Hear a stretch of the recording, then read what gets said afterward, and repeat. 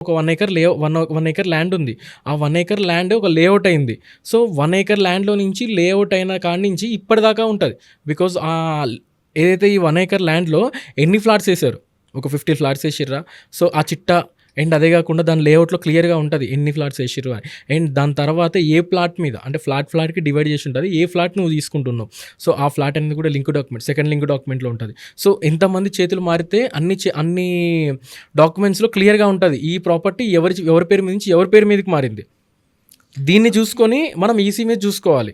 In case మధ్యలో ఒకవేళ గనక లింక్ డాక్యుమెంట్ 1 ఇయర్‌ది లేదు. అప్పుడు తెప్పించుకోవాలి. అది కూడా ఎట్లా అంటే రిజిస్ట్రేషన్ ఆఫీస్‌లో అప్లై చేసుకుంటే వాళ్ళు కూడా ప్రొవైడ్ చేస్తారు మనకి. లింక్ డాక్యుమెంట్ అంటే అది ఎక్కడ చూసుకోవాలి మనం లింక్ వెబ్‌సైట్‌లోనా? డాక్యుమెంట్స్ అని అంటే ఎవ్రీ పర్సన్ అది మెయింటైన్ చేసుకోవాలి.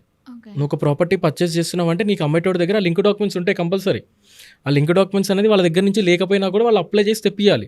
ఓకే. అండ్ అప్లై చేసి తెప్పించిన తర్వాత మనం చూస్తేనే అది జెన్యూన్‌గా ఉంది అని.